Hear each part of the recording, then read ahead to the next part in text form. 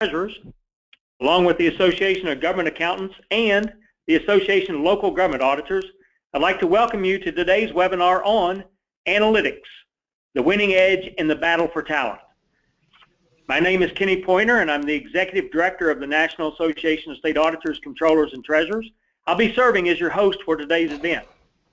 We're joined today by approximately 300 government accountants and auditors and other interested parties from 30 different locations across the United States.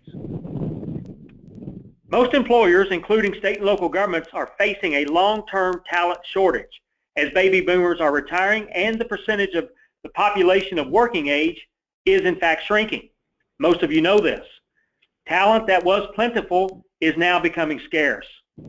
Today we'll explore how analytics can help in winning the battle for talent and how the Commonwealth of Massachusetts combined a top-down strategy lab with more traditional bottoms-up requirements gathering to identify specific use cases for HR analytics.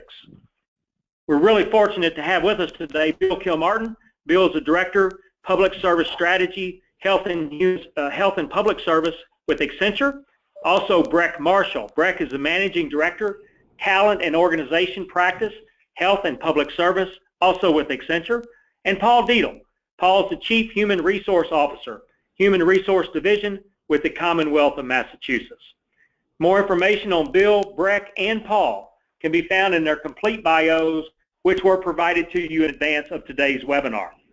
Before we get started, we just have to go through a few housekeeping issues. Let me run through those quickly. Today we are going to utilize an interactive polling to gather your feedback during the presentation. Now, we've tried this at past webinars and the evaluations have been very positive. Also, the interactive polling will be used to verify attendance for individuals. And I believe there are about 14 individuals participating today. So please, if you're an individual, make sure you answer those polling questions because this will be evidence of your attendance. Also, just remember, attendance for groups will be monitored via the sign-in sheet by the group room monitor. Following today's presentation, we will have about 20 minutes for live questions and answers. Today, we are allowing participants to receive audio through either their computer or their phone. And to ask your question, please use the raise your hand function of our webinar software. Simply click on that hand icon that's located in the toolbar. And just as a reminder, if you are asking your question using your computer and you want to ask that question live, please note that your computer must have a microphone for that to work properly. If you prefer, and many of you do, just type your question and send it to us by using the Questions tab, also located in the webinar toolbar on the right-hand side of your screen. You can type and submit your question at any time during the webinar. Our speakers today will be using a PowerPoint presentation, which you should be able to see on your screen, and they were provided to you, the slides were provided to you in advance. Now, if you're having any technical difficulties or problems at all, please give us a call. Our number here is 859-276-1147. Again, 859-276-1147. We have a very full agenda today, a very exciting program, obviously a very relevant and important topic. I want to express my gratitude to our speakers, Bill, Breck, and Paul, for taking time from their busy schedules to be with us today. And with that, as a brief background, let me turn the program over now to our speakers. Bill and Breck and Paul, I want to welcome you to today's webinar. And Breck, I think you're going to lead us off. Yes, in fact, thank you very much. Great to be here with everybody today, and I will forewarn you, we've got plenty of slides, and part of that is by design. It's going to make you feel younger. You're probably going, what's he talking about? Well, we're going to go through this really fast, and part of the reason is also to give you an overall theme around millennials and the whole idea around being quick and agile and the like. So from an agenda perspective, we're going to start out with a summary of the overall talent management topic. Kenny did a fantastic job framing it up. For the last several decades, we treated talent like it's some raw material coming off an assembly line in an endless supply. The reality is we look out in the future, that's not necessarily the case. Then we're going to talk about using analytics as a strategy and how that can help you with driving results. And then getting some great reflections from Paul and his team and the groups that have been working there with respect to how to harness the power of HR analytics and moving forward. With that, I'll get us started with the talent management imperative. You know, ultimately, governments are in a perpetual battle for public support. This year, no different than any other, but certainly has tremendous amount of air cover and time with all the primaries going on. And there's a frequent and often discussion around what is the responsibility of public works, public organizations, and what's needed to actually make outcomes happen. The big thing that we're looking at and what we find is the ability to win public support really has to begin with winning the battle for talent. You with the best talent will actually provide the best citizen services and capabilities possible. And our research indicates that this is achievable and feasible when the fact that, you know, a third of the overall population is really attracted to work in the public sector. People really do get behind the mission and the vision and what's the desire. What we found also is that analytics are very helpful in finding and attracting that strategy and being able to think strategic around your talent and how you can actually think differently than what you've done in the past. Then lastly, with respect to recommendations, is creating that level of interaction with leadership and executives so that you can begin to create use cases on how you might use analytics in the talent space to actually create greater outcomes. Because at first everybody thinks, well, it's just a tool, we'll try some electronics and we should be good. The reality is taking a step back and intentionally think about how to actually come up with use cases of how you'd apply it can actually help you with doing a number of things, which we'll get into, some of which is data and the like. And ultimately the time is to act now. The reality is this talent challenge isn't getting any younger, even though it isn't. We really need to move on it now at this point in time to make progress as a public sector organizations and entities. Next slide, please.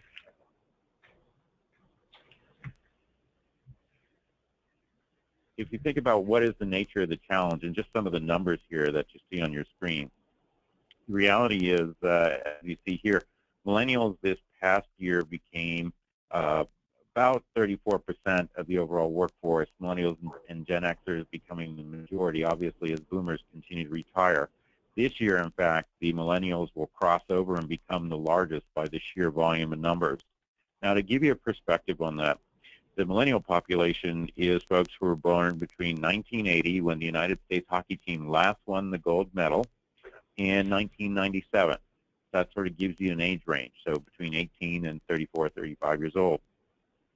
Generation X is between that and goes back to 1968, depending on how you look at it. The whole point of mentioning this is that as the boomers have been running the organization, setting the cultural norms and how everybody's work would happen and organize and perform for a very long time. Generation X is actually a smaller population that sat on the back end of boomers and has had to wait its time to be in charge, if you will, and as a result has learned to be polite, ask questions when after they've waited their turn, etc. The millennials actually have a very different perspective of life. So if Gen Xers came during the advent of, think of it as latchkey kids, two working parents and the like, the millennials came of age during the opportunity of mass customization. So if you think of it, they've been advertised to and the like ever since they were born with the advent of things like Baby Einstein and you like it, you name it. It's this whole ability with sophistication in manufacturing that people can get mass-produced products in a very individualistic and customized way. And what that's generated and resulted in is various attitudes around work desires and the like. So as we move forward, one of the first polling questions I think we've got out is, what type of talent are you finding to be the biggest challenge in attraction? I will toss it over, I believe, to you, Kenny, who can help walk us through this polling process. Yeah, thank you, Breck. And as Breck mentioned, this is our first polling question. Just like to have a little interaction here with our audience. And obviously no right or wrong answers here. We just want to get your impressions on, you know, what type of talent are you finding to be the biggest challenge in attracting talent? And you can see the answers here. The choice is empathy skills, analytical skills, IT skills, customer service skills, or lastly, creative problem solving skills. So again, we'll give everybody about 30 seconds to answer this, and then we'll flash up the results and discuss those briefly. While we wait, let me just remind, especially the individuals that are participating today solo, please make sure you answer these questions. It gives us a record of your attendance that we need for granting CPE. So give everybody just a few more seconds.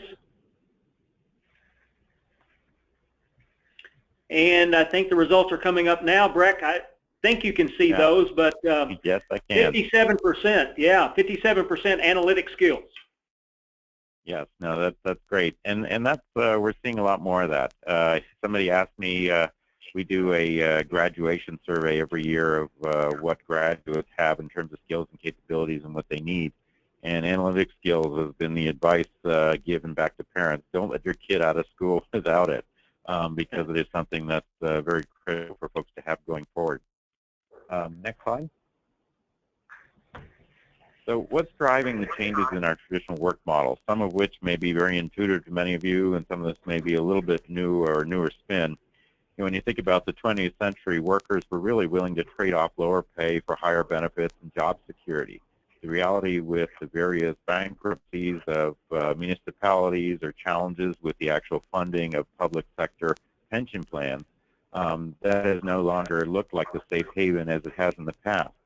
At the same rate, you look at Generation X growing up in the two-working parent household where folks were exposed to more employment upheaval, layoffs, rifts over the last 30 to 40 years in the economy than prior generations. And as a result, the whole loyalty concept has come into question. And perhaps I should think more locally about what's good for me and my family versus the loyalty aspect. And then you juxtapose that, and along comes the Millennials, with their being the largest group. And their view is they don't view job security and benefits, their view around benefits and security is important, but it's not at the sacrifice of opportunity and salary. So it creates a whole lot of different turmoil as it pertains to something that used to be pretty straightforward. And hey, we'll give you a great pension, come and work for me. The story's now got to change, and it has to be more dynamic and interesting. Next slide.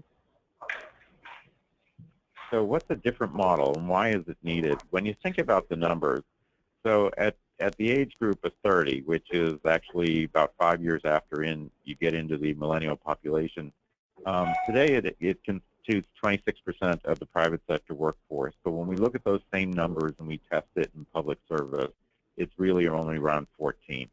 And so part of it becomes this question around how do we make sure we're getting our fair share, because this new generation is incredibly talented and incredibly skilled. They've got lots of analytic capabilities, and how do we actually harvest them to be a successful employer and a talent magnet to get them to come here. And so when you think about things that make a difference in that attraction equation, it's about effective leadership. They're looking for it. Recruiting and hiring processes in a group where many of them have always been on the net. Some of us on this phone may remember the advertisements for 28.8, which was the modem speed of connecting to the internet way back when.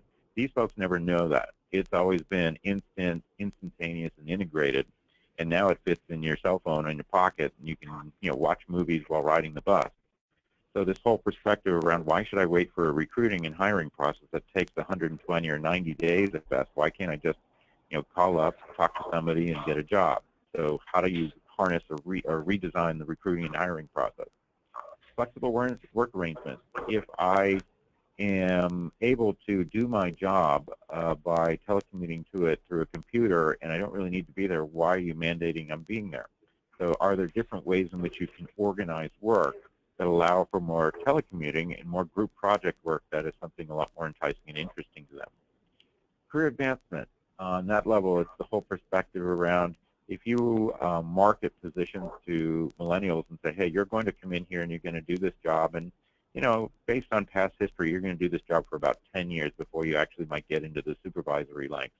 They'll probably leave somewhere within the first week.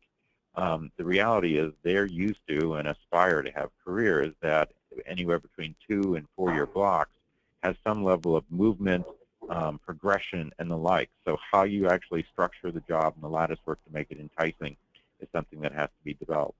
As well as lastly, there are 2 other points. One around challenging work. They like to know that they're working on something that's important. And if it's not important, that means chances are somebody in the proverbial C-suite of the public sector organization is probably not interacting with them. So if it's not that important to them, maybe it's not important to me, and I'll go work elsewhere. So it's this concept of really important and challenging work. And then development. Take an interest in me. What is the professional development I'll get if I join your organization? How will I be groomed over time? So with this backdrop of a new model, we have a new strategy that we propose people consider. When you look at it, it's really, we call it, the nickname of it is in our integrated talent management framework is the 4Ds.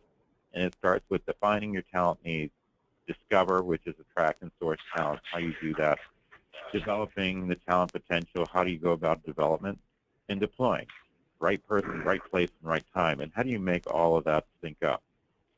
So let me jump right into define. So when you look at defining the talent need, next slide. One of the things that really comes interesting is defining the talent and asking yourself these questions. Well, how critical is it that each role is important to achieving our agency mission? How much of it is really mission related? And then how much value does the role add to the agency's success? A lot of organizations have been forced into economically or politically into a decision point around, well, should I hire them? Should I contract it out? What should I do? And what we've noticed is the reality is that people are doing a variety of these things, but not without a whole lot of strategic thinking around criticality of the mission of the organization and the value to the organization. And what we suggest is this framework that allows you to segment it out to a degree where you can begin to look at, well, hey, if it's really critical and it drives lots of value, then let's make it inherently governmental and keep it. If it's something that's relatively predictable, if it's not automated and the criticality of who does it isn't that big a deal, then how might we actually automate those positions or outsource them or have somebody else do them? It's a way of getting focused around what's the talent you really need in your organization to get the work done versus trying a one-size-fits-all approach to see what you can get. If you go to the next slide, those high pieces, some more data with respect to this, that block in the upper right-hand corner around must-have. So what is that criticality? If it's, if it's policy, having knowledge and expertise around the policy, knowing the regulations of the past, knowing the history, all that obviously becomes very critical in terms of knowledge and skill. Then the value to the organization because of its impact, yes, that's definitely something in the upper right, number one. If it's something that's more transactional, it's processing, and we've seen this especially in different local governments where it's just renewal of licenses or different things that can be automated. Where possible, substitute technology so that if you can only afford or can pay or attract and maintain careers for 40,000 people in your state workforce, how do you make sure they're working on the really important things and the stuff that is automatable is something that you have others do. Let's move on now to discover. One more. If you look at attracting and sourcing talent, one of the things in the vernacular we've seen for describing a lot of public sector talent attraction and recruitment efforts is really a mentality around post and pray. We've got an opening. We go through the process of the job classification book, coming up with a description. We put it out there on a website, and we hope somebody actually latches on and applies for it. That works if there's that supply line of people coming off the conveyor belt, and it's just a matter of us getting a few of them when they come along. The reality in a talent-compressed environment in the future means that that model is no longer really viable. It means we got to get aggressive in figuring out and understanding better what is going on in the labor market. As you see here on the right-hand of the side of the slide, is just having some knowledge around, well, what's going on in your local market around different types of talent that you're looking to hire and cultivate. Are you going to get your fair share, or are you going to be able to compete effectively for talent when it's growing, whether it be computer software engineers, which is the picture we have here, or whether it be caseworkers and the like. And then when you think about it, also going through your data that you have in your HR capabilities and understanding over the past 5 years, where have we been most successful? Are there certain programs, certain universities that actually are a really great pipeline and source of talent for us? These people really get it, they enjoy the type of work, and they connect in well. And how do we connect well with them in terms of recruiting? Do we create more internship programs? What are ways in which we can get in front of these people early to frame the career options so that not just 1/3 of the people are interested in potentially working in public service, perhaps 50% or 2/3, because they now know that it's a great opportunity and great alternative for advancement, development, and the like. The others is also, lastly, is understanding with that analytic, what are people's career paths within the organization? What best prepared them? What are things that perhaps didn't do so much? And the whole point being is being able to articulate to potential recruits as well as existing workforce members what's the type of opportunities that they can have over time to get that enrichment. And those things will apply whether they be millennials who are looking for that type of structure or even Generation X who's looking to accelerate their careers along the growth curve that they've been executing on. So when you looked at building pipelines on the next slide, this whole concept, if you think about it, is really around how do we interconnect our talent needs with those who actually provide it, the educational institutions, maybe it's nonprofits or other types of organizations. So if you think of it, here's my talent needs to run my agency. Who are all the various suppliers or providers where you might get talent to actually execute your work? And then how do you think about that in terms of giving them information around what is the type of specifications you need to be successful in your program?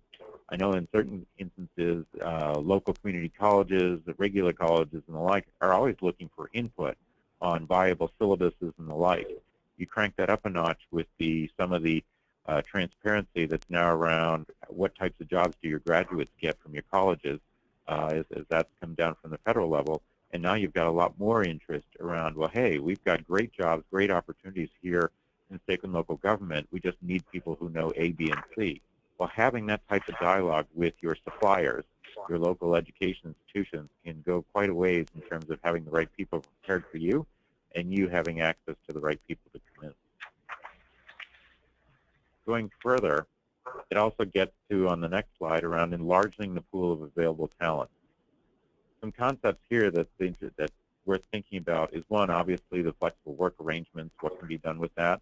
Some cases, as people are having to do, the trite answer of do more with less, well, some cases it might mean moving locations where if you are hiring or have a lot of people in high-cost locations, is it really necessary to have it located there? Or if you relocated the operation elsewhere, could you do that in such a way that instead of having to give additional pay raises each year in the local market where it might be harder to do with the challenges on budgets, just by sheer moving people to lower cost locations, you actually are still giving them remuneration and awards. That's just one concept there. The other is flexible compensation structures and what can be done there. A real weapon, I think, in state and local is around education assistance, where you own the state institutions educationally, the whole tuition forgiveness program. Many of you have probably read around the challenges with student loans and student loan debt and the crippling effects it's having on parts of the millennial generation. Well, if you have the ability to alter that outcome through tuition assistance programs, they will find that quite attractive. The others, as you think about it, is, yes, there are re-employed annuitant options and the like, but there's also re-engagement of experienced workers. As you think about certain roles, it doesn't mean if somebody was the Deputy Secretary of A, B, and C that they have to come back at that level. There might be positions where, hey, they're willing to come in and work for 15 or 20 hours a week, and they'd like to look at, grant applications because they have past experience doing it. There are certain skill sets of experienced workers that might be very valuable and viable to plug back into your operation, but just not into a construct of 40 hours a week. So what are ways in which you can think about getting experienced workers back? Then going digital and moving fast. Digital in going to attracting talent. Part of that means, from a recruiting standpoint, is getting on LinkedIn, Facebook, going to conferences and job boards and the like, and doing the research to really investigate what are the types of people you're looking for and get in the community pools, online pools, those people hang out to actually start the dialogue and get them to consider public service as a great career opportunity. Then lastly, the job classifications. Look at it and figure out how you can make it more of a career lattice work approach where people can get a job and have wider skills and wider bands and broader pay ranges where possible. so that it provides career flexibility and project-based work that the millennials are looking for. With that, Kitty, I'm going to turn it over to you for our next polling question. Thanks, Breck. And here's our next polling question. Follows along with what Breck was just describing on the previous slide, but tell us what efforts your agency is making to attract and source talent. Are you offering flexible work arrangements, flexible compensation structures, educational assistance programs, re-engagement of experienced workers, or perhaps none of the above? I think our selections here ask you to select one. I suspect many of you out there today are doing a multitude of these actions, but if you would, please select one for us. We'll give everybody a few seconds to answer. As we do that, let me just remind you, if you do have any questions for our presenters today, you can send those in at any time. You can type those in using the questions tab that's located in the webinar toolbar. Go ahead and send those to me and we'll put those in the queue. We'll bring them out later during the Q&A session.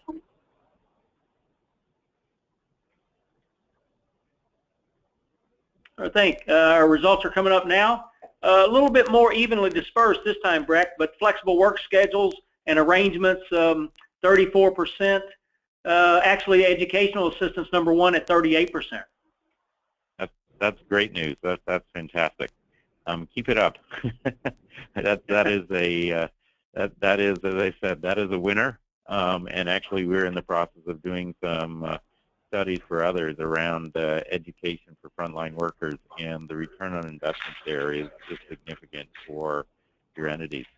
So, another way in thinking about discovering and attracting and sourcing talent, something that has been very creative, is the FBI. So if you think of it, if they go out to the microphone and talk about a need to hire, they will invariably get somewhere around 100,000 resumes within a couple days.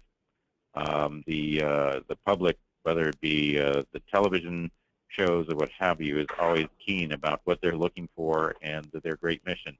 Having said that, their challenge is around how do I find the right talent and make sure that I've got the right candidates who are interested in working here rather than alternative. And so they created a model working with them around creating talent pools. And so people can go online, and this is their, I think they just changed it the other day, but this is their website where you can go on there and create a talent profile so that in the event they've got a future talent need and you have something that is fairly aligned to what they're looking for, you'll be considered as one of the applicant pools, and you'll create a conversation relationship to get the ball rolling about potentially going to work there. So it's a different way of thinking about and putting into action that whole talent supply chain approach, and rethinking the model from post and pray to something that's more proactive. And this model also is that is within the public service hiring requirements. We know that every job must be posted and all those different requirements about making it fair and open and available. But creating talent pools of the like is something that they were able to do successfully, and also keep that sunshine and government transparency approach going. With that, I'm going to move forward to develop. And so developing talent potential. The reality is, the vast majority of the workforce that we need in the future, in many respects, or at least for the next 15 years, we've got a good chunk of it now. So how do we, especially when you think about who's here, how do we create that rich talent pool that we need from skills and capabilities to be able to do the work we need? So part of that is understanding skills and competencies to meet the future expectations of work. And so beginning to think about and ask and look at what are the types of capabilities you're going to need. And the reality, what we find is that our research from interviews of college graduates and the like is their expectation coming out of school is that they're going to get quite a bit of training. But the reality is not many of them, as you can see in the pictures here, are actually getting that training. It's either not being provided or they're not signing up or what have you. So this is actually creating a good opening within public service to be that provider in getting people interested in it. Next slide. So when you think about the whole importance of skills and competencies, it really becomes the currency for talent development if you think of it. So this whole ability to how can I acquire skills, capabilities, and then how can I demonstrate them in practice? One client working with, they actually we intentionally, in an effort to create a series of career paths to populate their future management and leadership ranks, we went through both hard, regular career choices that people typically do, and we also went through and identified over 300 different voluntary assignments of what people can do, whether you call it temporary duty station or other types of opportunities, where they could actually take and do additional efforts, additional assignments in addition to regular work to create more competencies and skills and capabilities. And a key component to that was actually also creating a transcript where employees could record that, yes, in fact, I've gone and done this assignment, and I can go ahead and get credit for it. Not as in credit as in cha-ching, but rather it's a ticket that shows here's all the things I know how to do, so that as new assignments come up, people can look at, hey, I think so-and-so has these capabilities, these analytical skills, and can do X, Y, and Z. I think they'd be a great person to think about. So thinking about it from multiple methods, it doesn't have to be all formal instructor-led training or virtual-led training, but there's also things that you can do creatively around on-the-job taskings and interdepartmental transfers that can create that uplift and updraft within skills and competency. Now let's go to deploy. So in there, one of the things that we find often is the whole ability to do successful onboarding programs. And what's been fascinating is going around different organizations from time to time and surveying people. And unfortunately, too often, there's a misconnect or disconnect between those who have been hired and people understanding how it actually influences or connects to the purpose of the agency. Some are able to say it, and then others just, in some interviews, have just stared at us, frankly.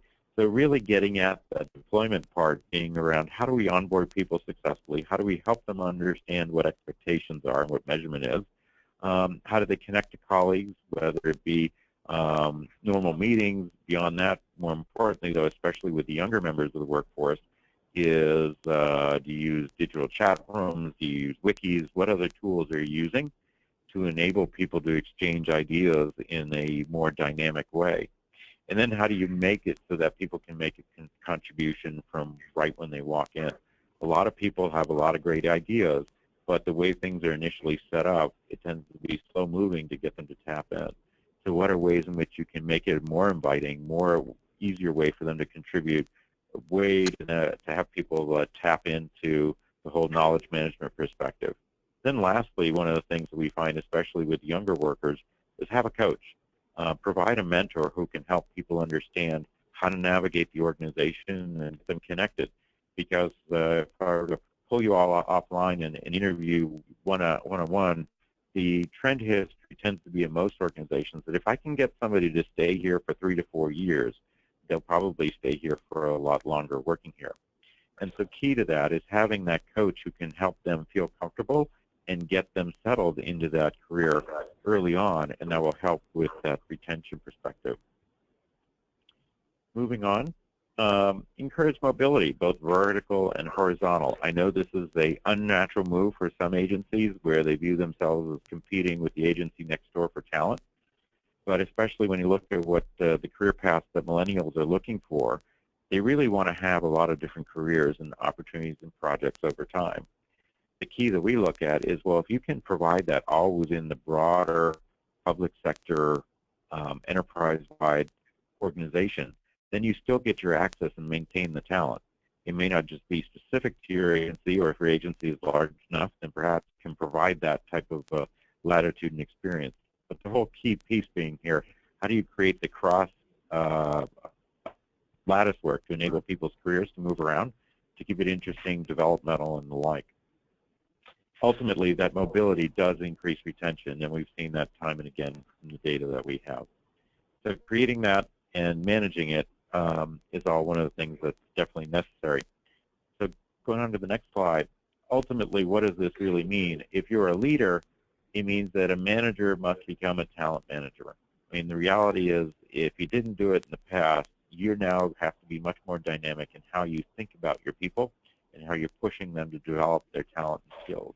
In the past, in the 20th century, you could essentially take your complaints down to HR, or you could have them take their complaints down to HR, and be done with it. But the reality is now you need to have, as a manager, effectively, you've got to have this stuff in your head and thinking about how you're thinking about your talent needs. How do you segment it? What is the value? What is the mission criticality? How do you think about skills and competencies? And thinking about the talent pool so that as more and more people do retire, you've got the ability to backfill, replace, or do something very different with how that function works. Ultimately, thinking about how you target people for development and that whole onboarding process, so that as people move from work and job location to new organization, it feels comfortable and supporting. So Kenny, I'm going to pass it over to you for our third question here at this point.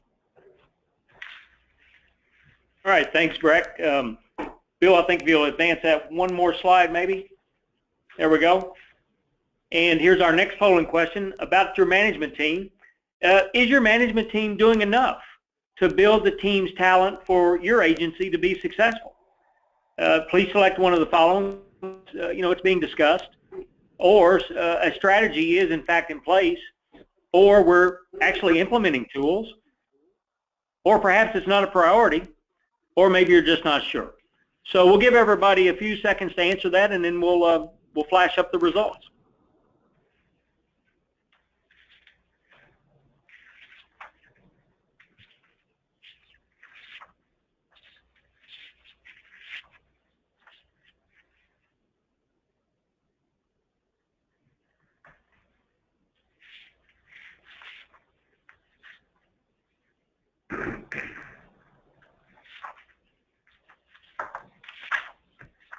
All right, I think our results are coming up now.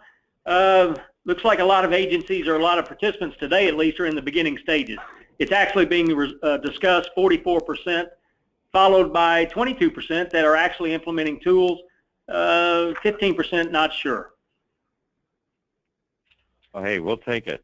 People are implementing things, and that's what's important. So, to recap real fast, the reality is this is really important. Our research indicates that the population, a third of it at least, is very interested in the mission of public service. I think the key is for how government leaders can be doing more to help drive and attract.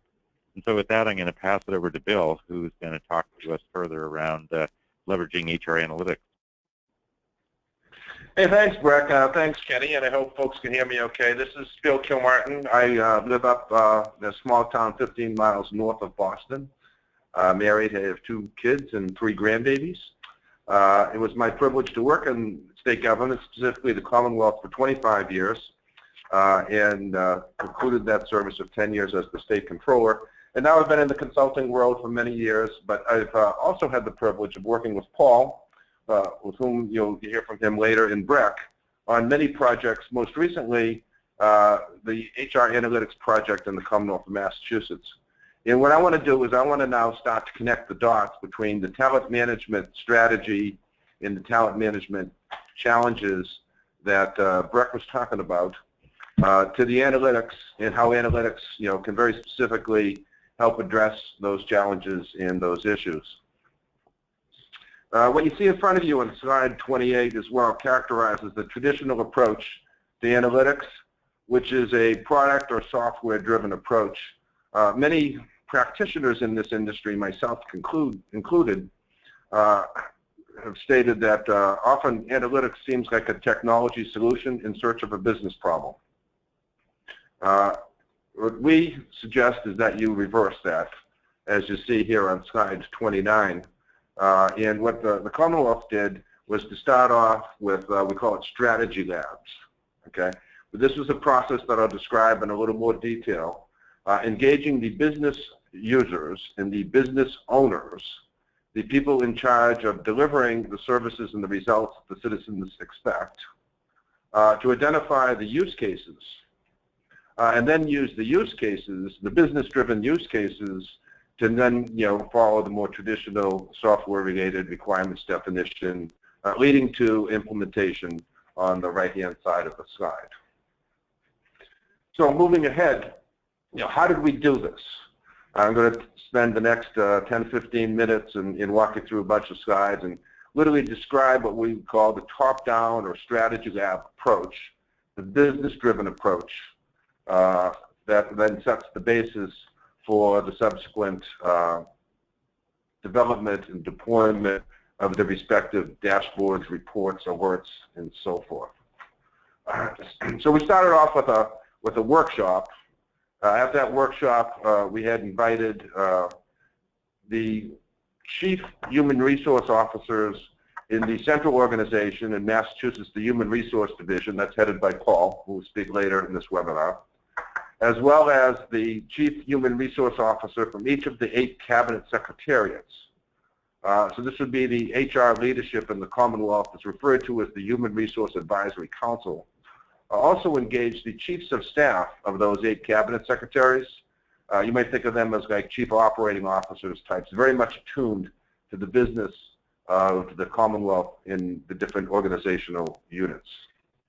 We started off talking about the DNA. Were they interested in control? Were they interested in performance? Or somewhere in between? You see that represented on the slide, which I hope you folks are looking at, as I'm talking.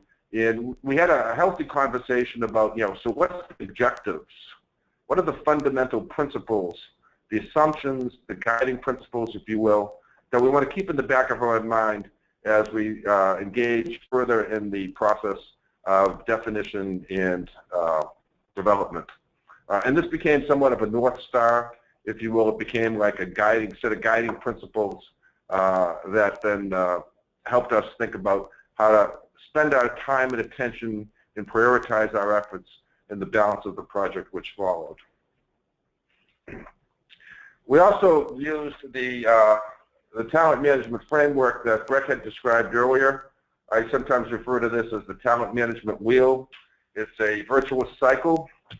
So this is the notion of, asking people what are the burning questions you have about how to define talent.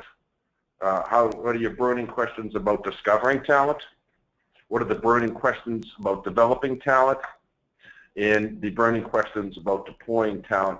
This became a useful mental model, a useful heuristic by which we're able to organize and synthesize all the inputs that we collected into these 4 categories and tie it back to the talent management challenge.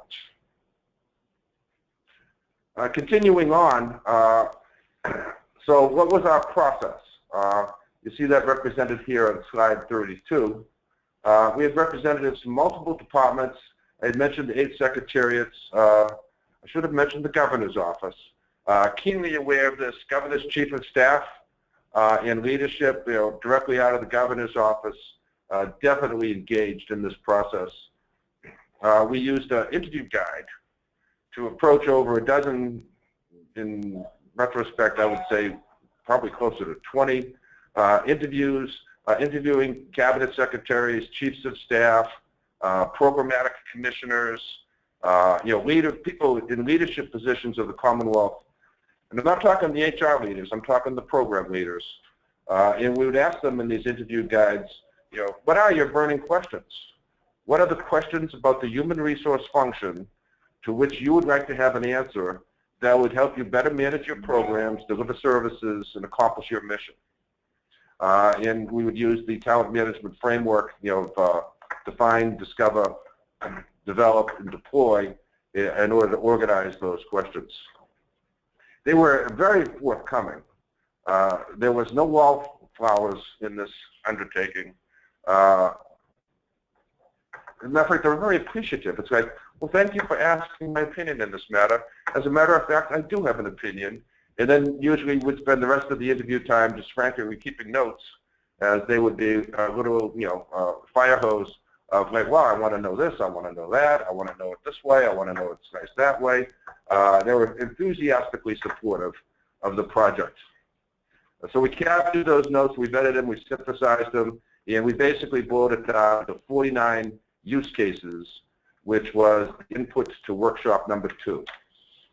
I would pause here for a second. It was important for us to be able to get down to 49 use cases so that we wouldn't be boiling the ocean. We would actually have some focus. So the use cases.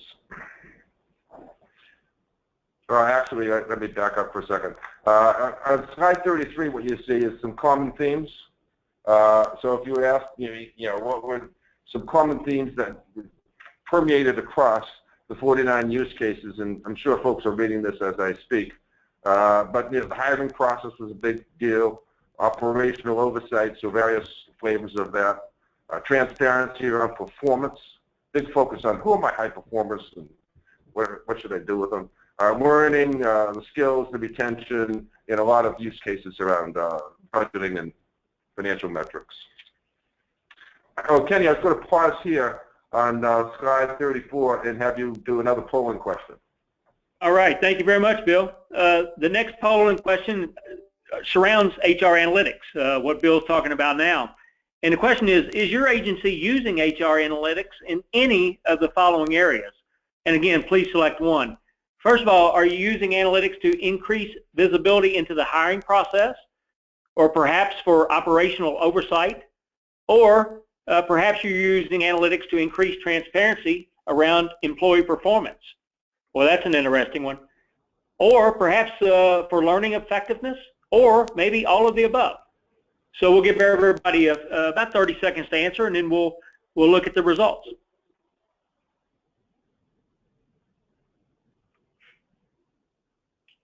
Is this in the quiz show with a little ding-dong thing?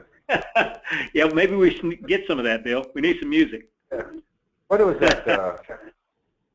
The Jeopardy? Or what? Yeah, Jeopardy, yeah. All right, results coming up now. Pretty even there, Bill. You can see 29% tied both for increasing visibility into the hiring process and for operational oversight. Learning effectiveness, 18%. Transparency around employee performance, 14%. 11% all of the above. Interesting, interesting. You know, it will be a good day when we can say all of the above is the correct answer. Yes. Yep. And I think that's where we're headed. Okay, so I'm going to resume the presentation portion here. So I'm on slide 35, and I'm talking about workshop number 2. So remember, workshop number 1, we sort of set the table. Workshop number 2, then we did all those interviews and collected that information and the use cases. So we brought those use cases into workshop number 2. We reconvened the same folks that had been engaged in workshop number 1. And we said, given these use cases, we would like you to prioritize the value of these 49 use cases. And we're going to split them into 3 categories, high, medium, and low. So which of these use cases do you think is higher value? Which do you think is lower value? And which of these use cases are medium value? And the group used 5 criteria, and you see those represented on the slide, in order to come to a judgment on the degree of value for each of the 49 use cases.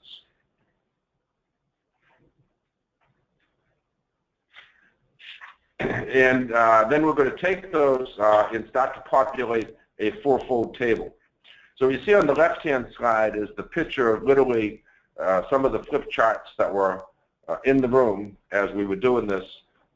The state participants were given blue stickies for their top choices, their high. They were given red sticky things for their lower choices. That would be the lowers or the reds. And then for the stuff in the middle, they were given yellow stickies.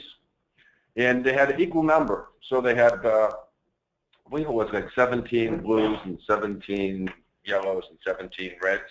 And so they had to, like, you know, it was a forced ranking voting exercise. And they literally went around to the 49 use cases and they made their votes. It was very interactive. It's actually sort of fun. It took a while for the 30, 40 people in the room to do this. And then, you know, based on that, we were able to tabulate and determine, you know, the vertical axis on the prioritization grid. In other words, we're able to associate the 49 use cases in an evidence-based, in consensus-oriented way on the degree of value. Then we're getting ready for the 3rd and final workshop of the top-down strategy lab, you know, business-led approach to analytics. Having sorted the cases into high, medium, and low value, the next challenge was to sort them into high, medium, and low degree of effort. And this is where the team really did a lot of intensive work and analysis to look at issues, criteria such as the data quality and consistency, whether the business process generated the data, whether indeed the data itself existed, the data accessibility, how many data stores would it take for the technology to reach back into, and we plotted those. We were able to take the analysis of the degree of effort and juxtapose that with the previous consensus on the degree of value and populate the fourfold table. So each of these numbers, FO8, FO9, you see those in the top left, AO6, AO1, you see those. It ties back to a use case. So if you would count the number of dots on the fourfold table, there would be hopefully 49, accounting for all of the use cases. In the top left quadrant, value ranging from 0 all the way up to 100. So the highest value is represented in the top left. In effort, ranging from 0 to 100. So the highest effort, ranged in the bottom right. And so this gives a visual representation of, well, so which of the uses have the highest value in the lowest degree of effort? That's interesting. Maybe we want to prioritize those for the first release. Which of these, give the highest value but require more effort? Maybe those are going to take longer. Is that the wisest course of action? Or, which of those gives the lowest value for the highest effort? I guess we'll do those later, or maybe never at all. Okay. And of course, low value, low effort is sort of mildly interesting. So this is now a business-led set of prioritized use cases that will then tie into the dashboards, reports, and alerts that come delivered in the selected software, helping guide the team in to where they should focus their efforts and what should be the release strategy. I've talked a little bit more about the strategy labs and the conclusions in these use cases. So I'm on slide 39. We had the 49 use cases, 11 of them related to defining talent. So think back to the talent management wheel, the define, discover, develop, deploy framework. So 11 of the 49 related to defining the nature of the talent. An example of a business question: how does the composition of my workforce compare to Commonwealth norms, targets, and goals? And that came from the executives. Those interviews of the cabinet secretariat, people in the governor's chief of staff, and so forth. They ask questions about, many of my people are, come from various diversity backgrounds or veteran that'd be a typical example of a business question. So that translates into a use case, and you see in this particular case it would be demographic type reports: age, veteran status, length of service, so forth and so forth. 5 of our 49 use cases related to discovery, the recruitment piece. The example of a business question, one of the 5 business questions there: which recruitment channels produce the hires that are the best fit for the Commonwealth? Again, those agency executives were very curious. What were their sources of recruitment that seemed to be the best fit? So that would translate into a use case, which would subsequently translate into a report, dashboard, or alert. It analyzes which schools or job fairs or internship programs and so forth was generated the candidates that were most successful, as indicated by we extended the offers and they accepted the offers. And then, by the way, additional reports on, and they stayed with us and they continue with us today. 11 of the 49 use cases pertain to develop. So remember, develop is the professional development, as Brett referred to before. The best source of talent you have right now is your existing staff, but their skills and the expectations of their competencies is rapidly changing. So how can we develop programs of professional development and training to reskill and develop new competencies within the workforce that we have currently?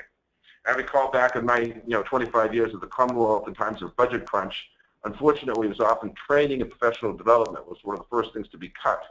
And we would argue that nowadays in the war for talent, that's exactly the wrong thing to do. You're depriving yourself of the best source of talent. Anyway, I digress. Let me get back to the point. So what is an example of a business question? How can I support my employees' career paths? How can I tailor professional development programs, especially for my high performers, to continue to build those knowledge, skills, abilities, competencies, and so forth? A fair number of our 49 use cases, namely 22, related to deploying the talent. And this arose in a variety of different ways. One example was a big interest on absenteeism, especially in those agencies that are 7 times 24 times 365, where they're running trains or they're staffing hospitals or they're public safety or whatever. And it makes a big difference if people call in sick or don't show up and take a, and how do you still maintain the customer-facing service delivery with patterns of absenteeism. And that, of course, translates into various types of attendance and various other use cases and reports. So where is the Commonwealth tending to end up? And what I would describe as a very logical decision. The Commonwealth said we want to do the use cases, we want to prioritize for implementation those use cases that are the highest degree of value with a relatively modest degree of effort. And so that would be the top left quadrant. Would there be future phases? If so, based on factors that Paul might discuss in a couple minutes here, maybe they'll start to get at some of the rest of these use cases. But what this does is it gives everybody who had input to the process a sense of, so what was the thing that they asked for? Where did it end up? Is it on the list for immediate deployment, or is it possibly on the list for future deployment? So it had one of the salutary effects here is not only rationalizing and prioritizing the effort, but also a feedback loop to all of those who participated who could see how their participation was leading towards the conclusion of the Commonwealth as a whole. So that concludes my portion of this, my section of this presentation. And what I'd like to do right now is invite my good friend, and I had the pleasure of working with him for many years, who's currently serves in the role as the Commonwealth's Chief Human Resource Officer. I'd like to invite Paul Deedle to take over and take us through the third section of the presentation. Thank you, Bill. By way of introduction, my name is Paul Deedle. I'm the Chief Human Resource Officer for the Commonwealth of Massachusetts. And while I live and work in Massachusetts now, I'm actually a transplant from the Midwest, specifically from the state of Minnesota. I'm a longtime public servant. I started public service in 1984, working for the Senate Finance Committee in the state of New York. I moved to Massachusetts in 1989. I joined the Human Resource Division in 1997, and I was appointed Chief Human Resource Officer in 2007. In this slide, we talk a little bit to introduce you to the state of Massachusetts. We recently had a transition to a new administration. Charles Baker is our new governor as of January 2015. We have a little over 6 million residents in the state of Massachusetts, a state budget that is a little under $40 billion. We have a little over 45,000 state employees in the executive departments that report to the governor. And we have a cabinet system. We have 77 different state departments that are organized into 8 secretariats. And in our workforce, 92% of our employees are represented by 10 different public sector unions. And that comes with all the pros and challenges that come with a highly unionized workforce. So on the next slide, Bill, thank you. So my agency sets the statewide policies and programs for the Commonwealth executive departments, and we provide general HR programs, but we do not do healthcare pensions. We have individual agencies that provide those. In Massachusetts, HR, which I suspect a lot of us have been living in a sustained disinvestment environment. Over the last 15 or 16 years, my department and the departments that reside at the secretariat level or in the agencies have seen disinvestment and a shrinkage of staff of anywhere from 50 to 65%. My agency has been reduced by about 65% my core staffing. Despite that, we started changing the culture of HR in the Commonwealth of Massachusetts. In 2010, we actually worked with Accenture, came up with a modernization plan, strategic plan for the Commonwealth of Massachusetts. One of the most important things we did was to really move from an old model where we assumed people would do the wrong thing if given the chance, which gave rise to HR acting as an HR transaction police. We've moved from that point of view to view ourselves as critical partners in agency success. Some of the things that we did in my agency to help us move in that direction was we've invited the field or the agencies as represented by the Secretariat HR directors to participate as part of my senior staff and my advisory council. I meet with them every week for 2 hours. That meeting is really well intended because we really do take people's input, and it has been invaluable for our agency. We are no longer the ivory tower issuing edicts uninformed by the realities of the field. I've also made a concerted effort to hire some really good talent from the field and join my senior staff team. We've created some shared services center, which also is staffed by agency folks. One of the things we've had to do, as we've been reduced by more than half, my staff is now gone, is to utilize technology to get out of some highly transactional systems such as time and attendance. And HR analytics is just the most recent attempt to get better and smarter, even with fewer people. So what's the problem we were trying to solve? For us, information was incredibly difficult or impossible to get. We had to rely on a small set of cadre of people we affectionately call data wranglers. Our data wranglers really needed to have a rare set of skills, and we were always reactive. People would ask us for critical data, and then we would set out to go create the data and answer the questions. Leadership in the Commonwealth really lacked basic information.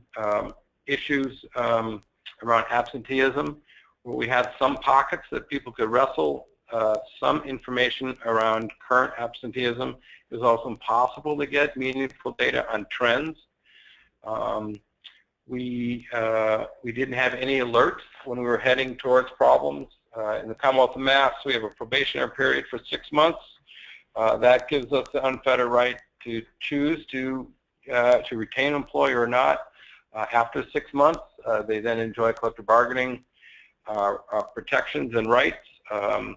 We did not use that probationary period very well, and no one knew when the 6-month period was up. And we had almost no tools in terms of turnover, attrition to support workforce planning and succession planning. Personally, I knew that I needed the analytics to get a seat at the table. I think historically or traditionally, HR has had a tough time seating at the table where people make strategic investment decisions. I was always envious of my finance colleagues that we could say, if I do this, I can quantify the ROI and we're going to reduce savings. And I was always stuck talking about, well, if the employees have a little higher morale, a little higher engagement, we'll be more productive. that was not a very successful strategy for me, so I'm really glad to have some data on the workforce. So this slide really demonstrates the effort it took us to get information out of the system. In order to get good data out of the system, there was only a few people who had the skills. They had to understand 260 time reporting codes. Then they had to understand where those time reporting codes existed in many complex data tables that were sitting in a data warehouse. Then they had to build complicated SQL queries like the one we're looking at here. And this is a query that it took to answer basic information like name, title, and time to hire, or a date of hire. So if you had a good data wrangler, you're in relatively good shape, but most of the 77 agencies didn't have a data wrangler who could get even basic information out of the system. So Paul, you mean you didn't write the SQL statement? No, but I am scared every day. I have a single point of failure. I have one employee who can do this. So as a statewide representative for HR, I have one individual who knows all three, knows the time reporting codes, knows the data tables, and then can write a query to get the data. Every time he goes on vacation, I'm nervous. I'm praying I don't get any good questions. So the next slide shows if the last slide is where we are or where we've been, this slide tells us where we're going to be. We're going to be building hundreds of tables that will exist at the manager's fingertips. And within a few clicks on new filters, managers will be able to customize the reports. By way of example, what's my workforce? We'll have core workforce. Do I need to add in contractors? Click. Do I need to add in seasonal? Click. So people can customize to get their workforce that are interested. They won't need a data wrangler, and they won't need to build any SQL queries. And I'm looking at my project managers, they're nodding their heads yes, which makes me very happy. Okay, next slide talks about the project. We split into two phases, and Bill touched a little on this. In the first phase, we spent a lot of time with business owners, asking them what information do they need to make them more successful. It was very affirming. Those meetings were very well attended, from cabinet secretaries to commissioners to chief of staff. We had no trouble getting people to come to the meetings. We actually had trouble getting out of the meetings on time because people had an interest in letting us know what they needed, which to me meant that we had a project hit the nail on the head. I mean, we were meeting a need. People who were generally too busy to talk to HR couldn't leave the room. Is that fair, Bill? Yeah. So after we got the requirements and we understood what we wanted to accomplish, then we moved phase two, we're currently in, is we're actually going to build, develop, and deploy the reports. This was really, Bill alluded to it, it was really important for us to not build reports and then share with folks, really talk to people about the business needs.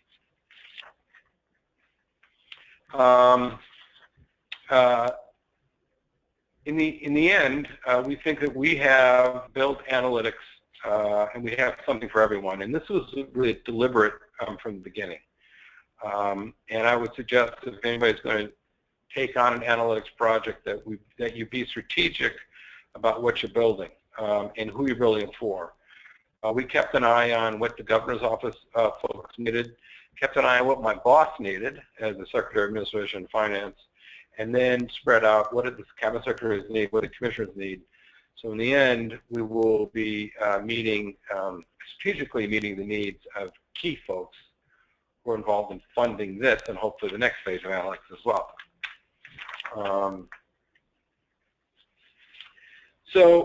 This slide really talks about, I think, the sort of future potential. I think for us, the first revolution is to get the quality enterprise-wide analytics and diagnose the current state, and then use that to develop data-supported action items. From where we were yesterday to get there, that is nothing short of revolutionary for us.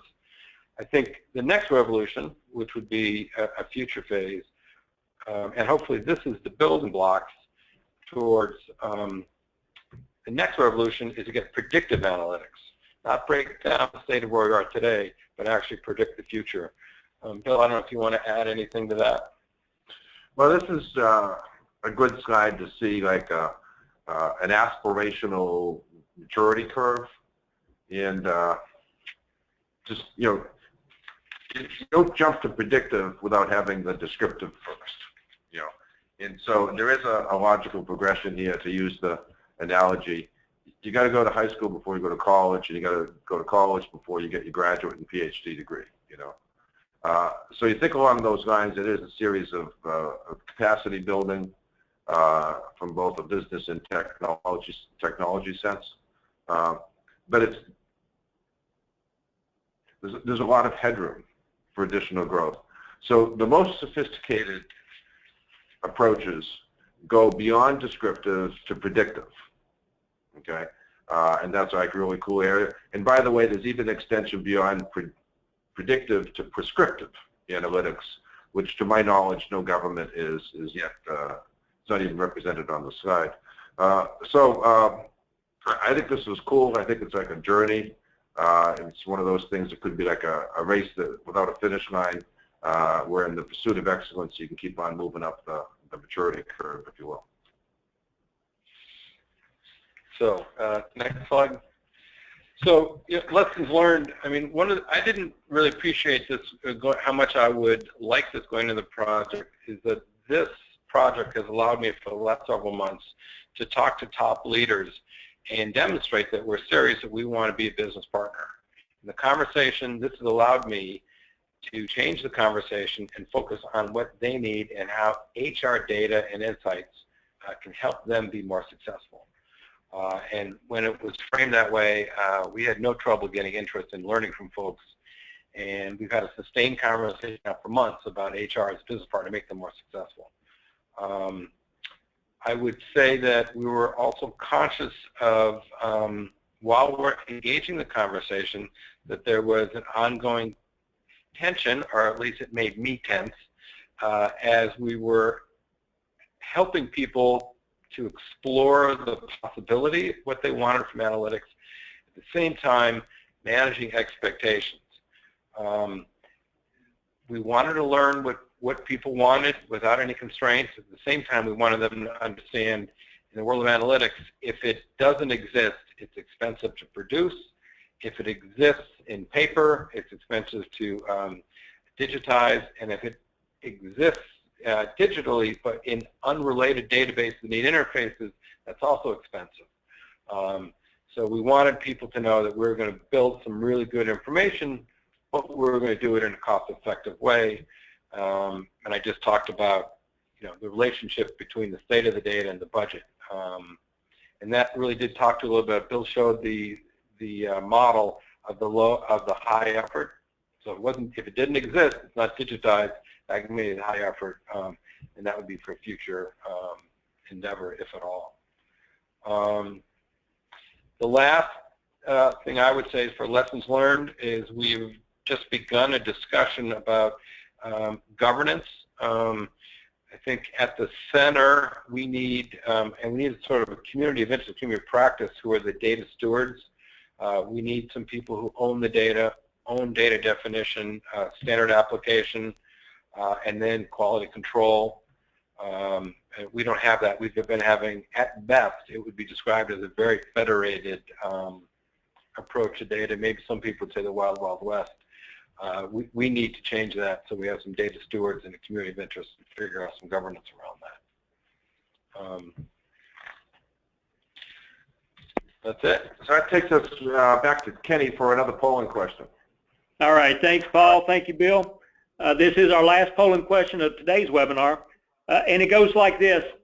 What do you see as your agency's biggest challenge or challenges in winning the battle for talent? Again, please select one. Gaining senior leadership support. Paul mentioned that in his case in Massachusetts. Or generating excitement around programs. Cost issues, which always seem to be a concern for us in government. Fourth, governance considerations. Or lastly, building analytical resources. So which one of these do you see as your agency's biggest challenge in winning the battle for talent? give everybody about 30 seconds to respond to that, and then I think we'll head into Q&A session.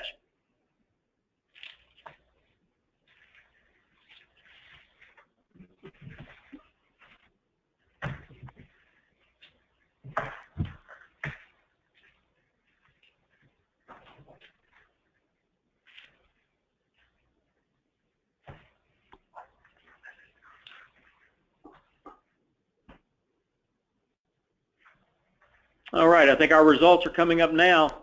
54% cost issues. That's Bill, I don't know how you feel about it. It's not surprising to me. That always seems to be at the top of the list for governments. Yeah, you know, Kenny, could I offer a reflection on that? Sure. You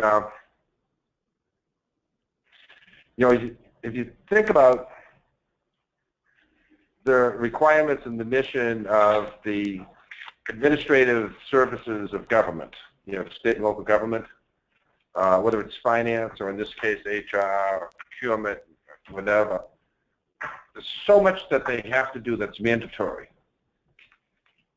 And that by nature has to be the first claim on whatever resources and budget you have, because you have to do the mandatory. You don't have a choice, okay? So then if you get to something like analytics, it's not necessarily mandated. It's what I might call, it goes into the optional category. So the name of the game has got to be, how do I reduce the drain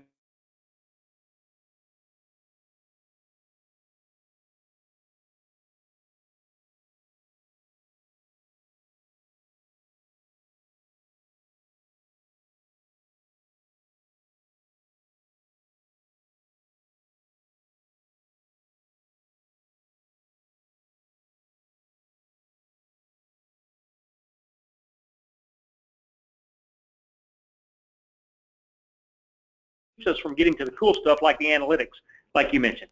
But let's get some more of that in our Q&A. We are at the appointed time for the Q&A. Again, just as a reminder, and some of you have already done this, I appreciate your questions already, but if you want to just type in your question and send those to us, you definitely can. Use the questions tab that's located in your webinar toolbar. It's located on the right-hand side of your screen. Just type your question in and hit the send button. That'll jump into our queue, and then we'll bring it out. So, Bill and Breck and Paul, thank you again for sharing your experience and knowledge with us today. Very interesting case example and case study from the Commonwealth. I'm sure a lot of states out there wish they could go through the same thing, and perhaps some have. So let me just start out by asking a kind of a general question. Maybe Breck, I'll start out with you, and then Bill and Paul, you can jump in as well. But you know, the question is, how can government organizations communicate the value or build that business case for sustained investment in analytics? You know, Bill, you just mentioned governments have the mandatory issues they have to deal with. Whenever you want to do something outside of the mandatory, we always have to justify it. You've got to build that ROI. You've got to demonstrate how it's going to benefit the government down the road. You know, Paul, I think you mentioned ROI. So how can governments go about that? I mean, just to get through the governor's office, if you will, on a project like HR analytics. Breck, you want to start out, and then Bill and Paul jump in? That'd be great. I can get us rolling, and then we'll pass the baton. You know, one of the things is that comes instantly to mind. In fact, I got asked this question about 4 hours ago from folks in the quasi-public private healthcare industry around the same question: how do we justify spending money on HR analytics and HR capability? And where I would go with this is a couple things. One is monetize the inability to attract talent. Nothing will get senior leaders more engaged than the fact that, well, I'd love to do that. Yes, we'd love to do that. And yeah, and that sounds like a good thing. And we'd love to answer that inquiry too, but the reality is we don't have the talent to do any of that. And when you start adding up the cost of either vacancies going unfilled, so therefore there's in theory intrinsic dollars per hour or actual work products that can be monetized that are not getting done, it is coming up, whether it's a public good value or a true dollar value, being able to articulate, here's what's not happening on behalf of the citizens, begins to make it a bit more concrete around the real return on investment. If you are, it's very counterintuitive, but if you become a place that's well known for training people as, let's say, budget analysts, and your department is really good at making people very smart and sharp at it, and on average, people come in, they start, and they work for your department. About 3 years later, they go on to a career elsewhere, but within the government, you become known as the place or the factory to go if you want to know how to get those types of skills. Having data that begins to show that then therefore reduces the amount of time and energy you spend on recruiting. So having that capability to articulate the business case, I think, is a way of doing it. So think, recapping, quantify the cost of work that's not going to get done. And that can be a derivative of the vacancies or the positions that you should have doing it and how much time is ticking that they're not available to actually get the work done. So you can quantify it into financial numbers. And then look at it also from a public sector good as to what are things that the agency or that the citizens or the legislature is asking us for, but we're just not doing because we don't have the ability analytically to find the talent or get the talent. That's what jumps to mind off the top of my head. But Bill, other items come to your mind? Yeah, I've got a thought, and you want me to go before you want to get to the? I agree with everything you said, but I also want to say I don't think it's going to be as hard nowadays as it used to be the case. Yeah. And, the reason I want to say this is for many, many years as I go around the state government and I talk to people in the C-suite, cabinet secretaries, governors, chief human resource officers, comptrollers, and so forth. I had the impression that HR was not perceived as the poster child of places to invest. Au contraire, it was almost like the stepchild of state finance, and it was the last one to get investment. And perhaps that was a manifestation of belief that HR wasn't adding value to the mission. Well, anyway, however we want to describe or characterize or think about the past, I think it is the past. And everywhere I go now, all the governors and all the leadership people are talking about the talent management challenge. I think now finally HR has arrived. It is in the C-suite. It is a policy issue that is recognized by leadership as a key issue to provide the government and the mission of the future, and HR is at the table. So while it's always a challenge to justify your money, the good news is I think the environment is more receptive now than perhaps was the case previously.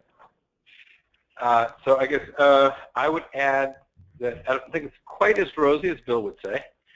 I do think things have changed dramatically. I know that I certainly have an audience now. I certainly sense an awareness and a frustration and a need from HR. We'll see if it turns into funding. And I think we still are in a political environment. We're still going to compete against, union demands. Are we going to open more beds for mentally ill? Are we going to put money in local aid? Or are we going to do it for higher ed? All those things that have, political ROI that HR will always have a tough time competing with. But it certainly has changed from 5 years ago. People they now want it, whether or not they want to pay for it. I think it's still our challenge. I would just share with folks, in some ways we got lucky. We did our work, summer work in 2009 and 2010, and then we hit both sort of the end of an administration and a downturn in the economy, and they were looking for smart investments and reforms. So we were lucky. We had a plan, investments and reforms. We were shovel ready at the right time. We just got lucky. We stepped to the front of the line and said, great, funded, let's go. Yeah, in a time of economic stress, certainly HR reforms, is an answer to smart investment of money. And I hope you're right. I hope it does turn into get a seat at the table, and we're still there when they're talking about money. All right, very good. Let's move to the next question, and I want to stay kind of at the beginning of this this phase of HR analytics. And I want to know from all of you, what are your recommendations on getting started? I mean, Paul, you just mentioned that you guys kind of got lucky with the timing, and you were kind of shovel ready at the right time. But for somebody in the audience today that really likes the sound and looks of this, they want to have more data, they want to quit being reactive and more proactive, and be more predictive. What are your recommendations for first steps? How does a government even get started in this area?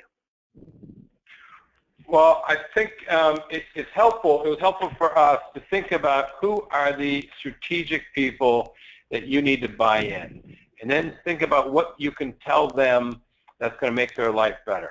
So for administration and finance, we've been talking about, we can give you alerts when an agency's line item, when their weekly spend rate exceeds whatever the target is. That alert can go to any number of people. When we were talking about senior managers, we said about probationary period. We can give you alerts that probation period is about to end up. Have you done what you need to do before they become members of the union? For things the governor's office is very interested in is workforce productivity reports, availability reports, and absenteeism. We've been able to say, you know, we can do that for you, and we can slice it 15 different ways and give you trend analysis. So I think about who those leaders are, think about what their frustrations are, and think about what information they're really dying to have. Even if they can't articulate it, you can help them see the value. Yeah, I agree with Paul. You have to define the business problem in business terms in order to set the context for the analytic or technology-based solution. Brett? No, I'm with you. If you can't articulate it and you can't measure it, you're going to face a tough challenge getting it approved. All right, very good. That's good advice. A little more tactical here, but what is the appropriate, in your view, what's the appropriate organizational approach for analytical resources in HR? Should you lead it? Should the CIO lead it? Should it come from the bottom up? Should it come from the top down? Exactly, those kinds of things, Bill. You want to take a shot on all that? I think the way Paul did it is the way I'd recommend it. He's leading from the top, but he's engaging, the middle and the bottom of the organization. But it's a business-driven, strong technology support, full endorsement and support by the technology organization. But this is a business project with engagement and leadership from the business community. That would be my advice. Yeah, we've been. The entire conversation really been isn't really what analytics can do for HR. It's been entirely what are the business needs that analytics can support. And I guess I think that needs from HR, that should come from HR as a business owner. Analytics is a business project. It's not a technology project. Very good. Breck, anything else to add there? Again, I think the way it's strung together with this can be really cool software, but the cool software won't get funded. Keeping that focus around the business problems and priorities you're trying to solve, and create the ways of solving them is the key. And I think this approach is a great one in terms of getting the business side of the house, the agencies, secretariats, or whichever name that you want to use, the various agencies of the organization, and getting their business problems out on the table, and then how you can best address them from an HR perspective. And very good. Look at as I'm thinking about what I said, I don't want to downplay the importance of the technology partner here. I would think along the lines more like pilot and co-pilot. Mm-hmm. In the business is the pilot and the technology is the co-pilot. But I didn't want to inadvertently underemphasize the importance of the technology partner. Absolutely. Good suggestion, Bill. Let's take a couple here from the audience. And Breck, I think this one came in during your remarks, but Bill and Paul, please jump in. Question is, what are some great recruitment strategies or sources to create large candidate pools, which, after all, we're all looking for, to get those large pools of terrific candidates. What are some great successful recruiting strategies that you recommend? Sure. One that a lot of organizations have done have been internships. I'd look at that and make it, amplify that a little further, and I would go out to the local universities, if you haven't already, and really target specific talent segments that you're looking for to come in, and that you need them to work for you, and at the same rate you can provide the interesting internship to start building their resume.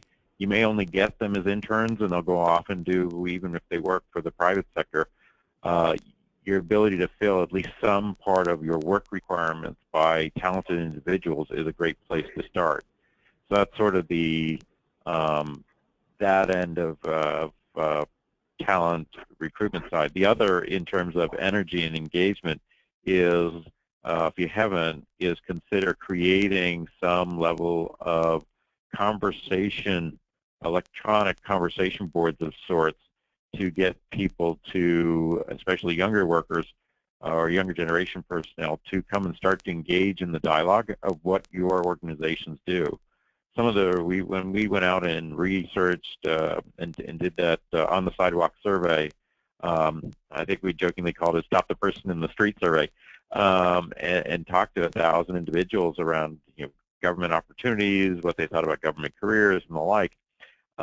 Most of them don't really know the opportunities that are available to them. They like the idea, they like the mission, but they're relatively uneducated around what it is that government actually does. And what they do know is their experience of whether it's going to the DMV or some other place where they stood in line to get something. So they don't know the really cool activities that governments provide and the services that are there. So coming up with, whether it's you create a chat room or other means by which you can get people educated and energized around opportunities, and then at that point you start to get sort of the referral conversation or a friend of a friend conversation that can begin to bring more people to your front door tomorrow than perhaps are showing up today. Good suggestions, good advice. Bill or Paul, anything to add? Yeah, I'll throw another one out. This is back in the days when I was state controller. I agree with everything that Breck said, but I would also frequently go fishing in the pond of ex-military. And I found that people who were leaving the military had great skills and great work ethics, and while they didn't know governmental accounting or state finance, we could teach them that. And that was a very productive talent pool.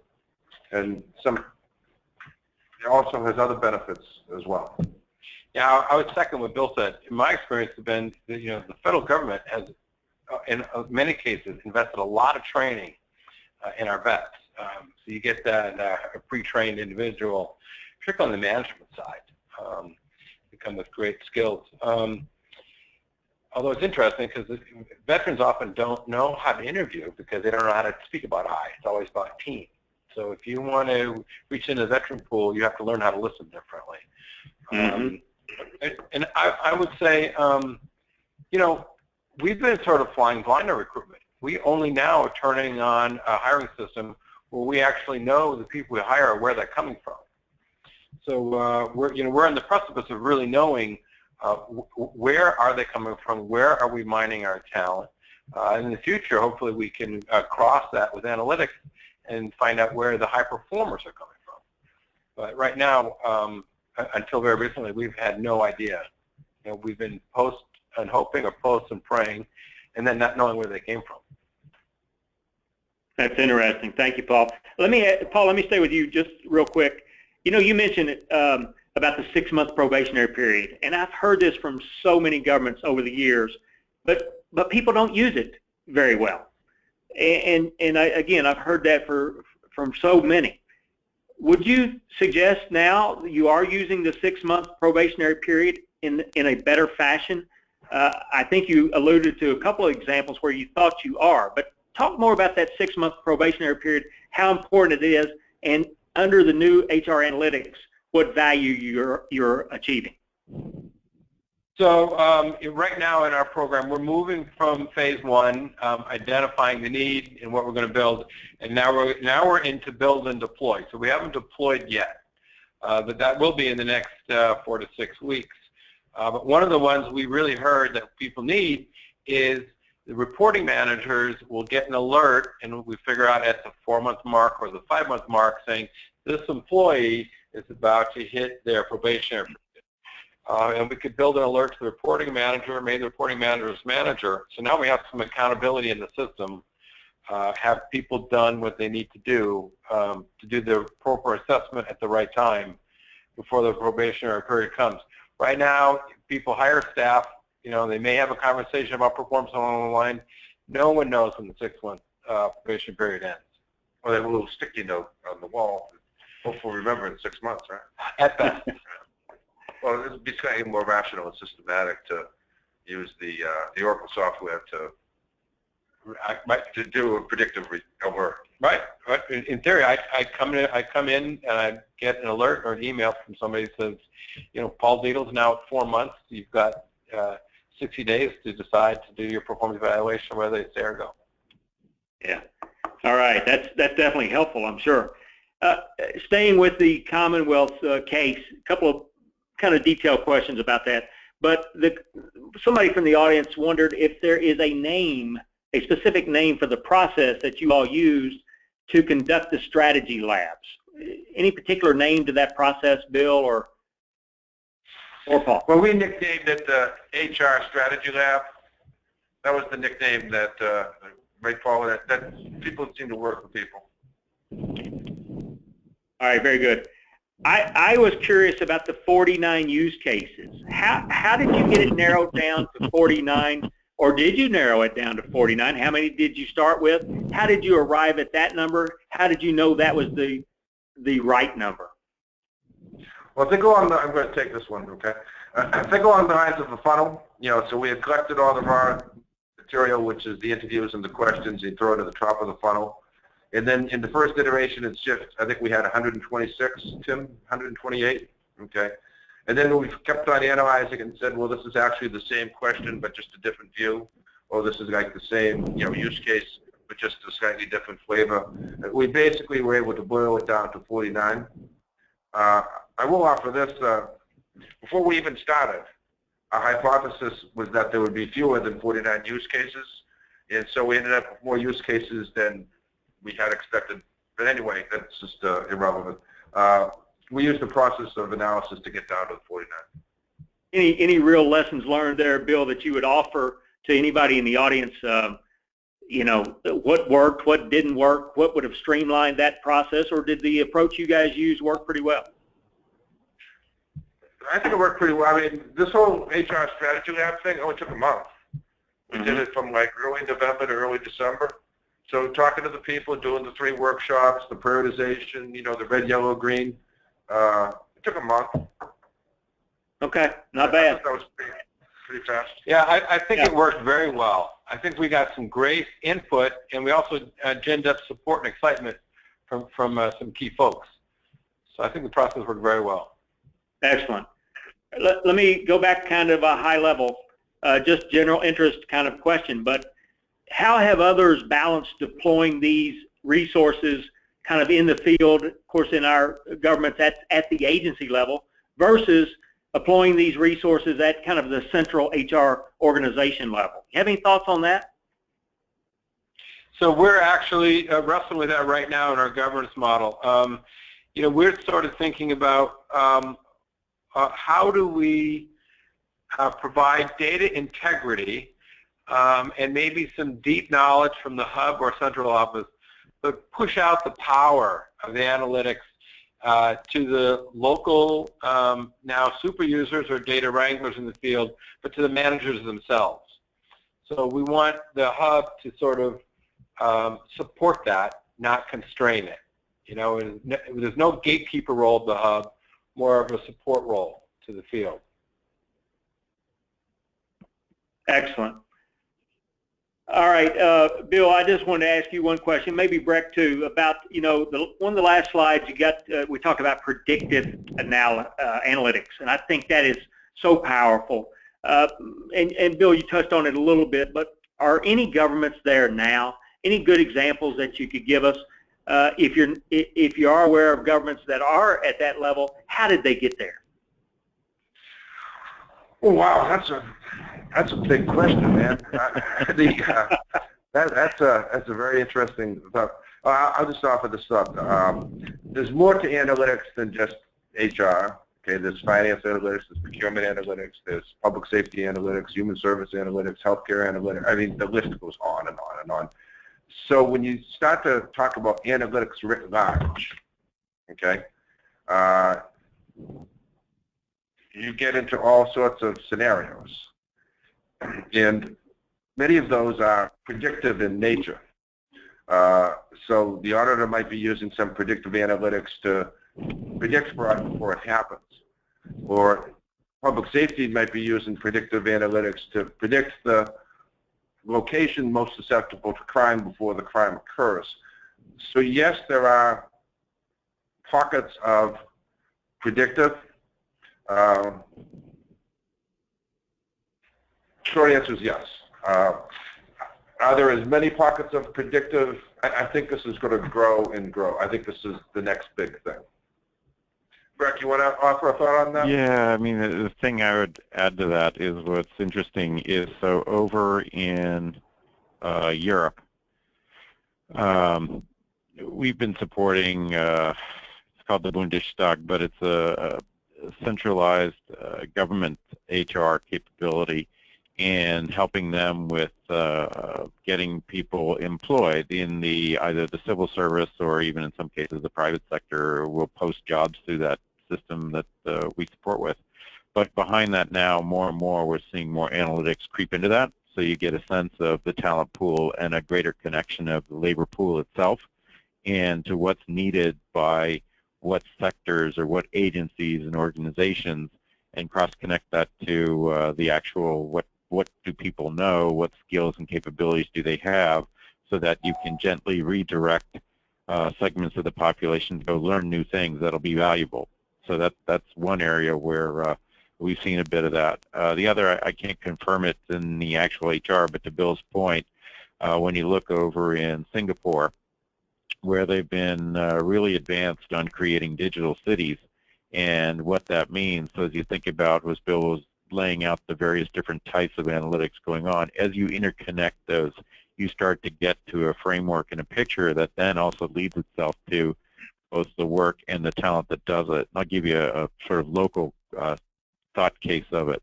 So today, think of all the road signs that we have that are barely intelligent, so to speak, to help us all navigate around if we're not looking at our phones. And I hope nobody from DMV is on this line. But having said that, you know, telling us in the summer months that the bridge ahead may freeze during cold weather probably isn't all that helpful for anybody. But when you think about the not too distant future, when Tesla cars become more normal, you're probably going to see sensors built into the roads, and they will interconnect to smart signs that actually tell your phone or your car miles ahead that, hey, here's the latest things you need to know about this bridge that's coming up. So that type of real-time information is going to need somebody who's really smart analytically to actually go out and fix and repair when the sensor equipment on that bridge doesn't work. So you start to see the skills and capabilities of tomorrow's workforce, which really isn't that far away from us, and what we now need to know how to do from an analytics and HR capability to start grooming and finding the people that will be capable of delivering that in the future. All right, very good. Thank you so much. Breck, I'm going to take one more question here, and we'll stay with you, and this will be the last one. And Paul, you might weigh in on this too, based on your experience in mass. But, you know, the 4 Ds, you know, define, discover, develop, deploy. In your opinion, is there one particular D that is a significant problem for government, or are they all relatively equal in terms of difficulty to implement? I think some things are easier to do than others in public service. I think the define has been a significantly thorny issue because there's, at least over the last 6 to 10 years, there's a portion of leadership that believes we're fine, it's not a problem. Now, fortunately, with the way most of you answered the questions, it shows that the messaging is getting through, that people are realizing, Houston, there is a problem and we've got to do something about it. So as that starts to begin to get real, now we're having realer or better conversations around defining our talent needs. Because in the backdrop, you have that lexicon conversation of, well, what should be the size or the head count of government? When you're on that argument, you're not going to, it's tough to solve it. But when it's more around what's the talent that we need to deliver the citizen services our citizens want and need and must have, when you get at that level, then you can get much more strategic around that talent equation, and it makes that D easier. Then I think it gets into the attractiveness equation and getting more creative in attracting the talent. And part of that's going to mean making some changes to career movement and the ability for talent to move around the larger enterprise than it does today. And I think that would be the area where I'd say government really has to spend the time and energy in solving to be a competitive employment place in the future. Oh, great. Thanks, Breck. Paul, just your experience in Massachusetts, of those 4 Ds, has one stood out as being more problematic than the others? Yeah, I think for me the frustrating challenge has been, particularly in HR, is trying to define the ROI or the reason to invest, especially when there's non-financial returns. How do we quantify our ROI being more efficient and smarter? How can we put a value on hiring more talented folks? How do we quantify or speak about the value of a more highly engaged workforce? How do we put a value on the value of retaining our hypos? It's been incredibly frustrating. I've been, beating at Bill now for years with the question, and I know the private sector can always say, we're going to increase the bottom line, stock share, stock value, everything can be turned back to that. We don't have that, particularly in HR and the public sector. So defining the business has been really hard. Yeah, I can understand. Can I offer a closing thought as we head to the closing here? Bill's going to give you the last word. Oh, geez. Well, I just wanted to share with folks, as a person in the industry goes around all the state and local governments, there's a lot of really cool technology tools now available. Commonwealth's using a bunch of Oracle, all the different Oracle software. So there's really cool technology tools out there. And there's several offerings now. You can even actually see analytics as a service, which I think is like really exciting option for people to think about. And I just think this is the cat's meow. I mean, this is like, I wish these tools were around, back in the day when I was comptroller. I just think it's really cool and it's got to be business driven, but the technology is the real big enabler. Excellent. Thank you, Bill. Let's leave it at that. I think that's a good way to wrap up. That concludes our webinar on analytics, the winning edge in the battle for talent. I'd like to thank again Breck and Bill and Paul for sharing your expertise, your knowledge, and your experience with us today. Very interesting case study from the Commonwealth, and thank you for sharing that with us today. Also like to thank Anna Peniston of our staff here who helped make today's event possible. Let's wrap up with some housekeeping issues, and Bill, if you'll advance that slide a couple of times for me. Just as a reminder, for those of you wishing to claim CPE for today's training event, please don't forget to complete and send your CPE forms and the group sign-in sheet to NASACT. The information is listed at the bottom of your group sign-in sheet and the individual CPE form. Also, as I mentioned earlier, please note the requirement that each group location appoint a room monitor to observe attendance and verify the accuracy of the CPE forms, and make sure your room monitor signs that attendance record. For those attending individually, please respond to the final attendance check. You see it on the screen now. It's a little different. Simply type in, "I have completed the webinar" in the questions toolbar hit send. Again, this gives us documentation for granting your CPE. One last thing today, we are using an electronic evaluation form in an effort to make our processes more efficient. Room monitors, if you would, please provide that link to the evaluation form to everyone in your group, and those participating as an individual, you should have received the link directly.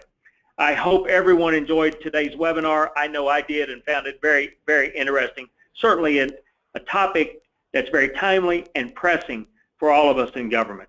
In terms of future webinars, real quick, NASACT's next webinar is scheduled for March 24th. We're going to be covering fraud analysis and detection using Benford's laws and other effective techniques for detecting fraud. More details on that webinar can be located on our website, which is www.nasact.org. Our colleagues at ALGA, the Association of Local Government Auditors, they're hosting a webinar on April 12th on fleet vehicle operations. More information can be found at ALGA's website, ALGA Online, all one word, algaonline.org. Lastly, our colleagues at AGA, their next webinar is March the 9th on grants, and you can go to AGA's website for more details. That's agacgfm.org. Again, thank you everyone for participating, and I wish everyone a great afternoon. Thank you.